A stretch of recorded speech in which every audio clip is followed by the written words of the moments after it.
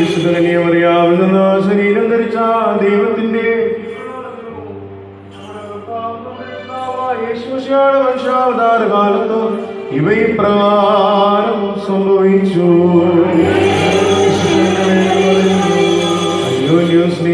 എന്നൊരു പുതിയ കൽപ്പന ഞാൻ നിങ്ങൾക്ക് തരുന്നു.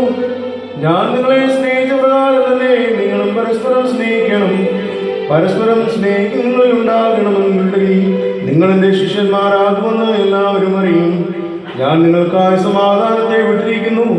എന്റെ സമാധാനം ഞാൻ നിങ്ങൾക്ക് തരുന്നു. ഞാൻ നിങ്ങൾക്ക് തരുന്നത് ലോകം നൽകുന്നത് പോലെയല്ല. നിങ്ങളുടെ ഹൃദയം ചലിക്കരുത്, ഭയപ്പെടുകയും അരുത്. എന്റെ സന്തോഷം നിങ്ങളിൽ ഇരിപ്പാനും നിങ്ങളുടെ സന്തോഷം പൂർണ്ണമാക്കുവാനുമായി ഞാൻ ഇവയെല്ലാം നിങ്ങളോട് പറഞ്ഞിരിക്കുന്നു. ഞാൻ നിങ്ങളെ സ്നേഹിച്ച പോലെ നിങ്ങളും പരസ്പരം സ്നേഹിക്കണം എന്നുള്ളതാകുന്നു എന്റെ കൽപ്പന. ഒരുവൻ തന്റെ സ്നേഹിതന്മാർക്ക് വേണ്ടി തന്റെ ജീവനെ കൊടുക്കുന്നതിനേക്കാൾ വലുതായിട്ടുള്ള സ്നേഹമില്ല. ഞാൻ നിങ്ങളോട് കൽപ്പിക്കുന്നതല്ല നിങ്ങൾ പ്രവർത്തിച്ചാൽ നിങ്ങൾ എന്റെ സ്നേഹിതന്മാരായിരിക്കും. ഇനി ഞാൻ നിങ്ങളെ ദാസന്മാരെന്ന് വിളിക്കുകയില്ല. എന്തെന്നാൽ ദാസൻ തന്റെ യജമാനൻ എന്ത് ചെയ്യുവാൻ പോകുന്നുവെന്ന് അറിയുന്നില്ല.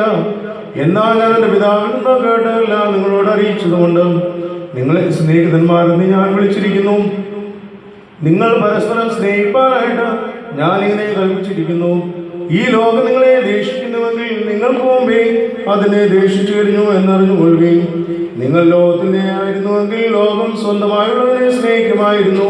എന്നാൽ നിങ്ങൾ ലോകത്തിന്റെ എല്ലാം. എന്തെന്നാൽ ലോകത്തിൽ നിന്നോ ഞാൻ നിങ്ങളെ എന്നാൽ തിരഞ്ഞെടുത്തുകൊണ്ട് ലോകം നിങ്ങളെ ദേഷിക്കുന്നു. നിങ്ങൾക്കെല്ലാവർക്കും സംപ്രീതി ഉണ്ടായിരിക്കട്ടെ.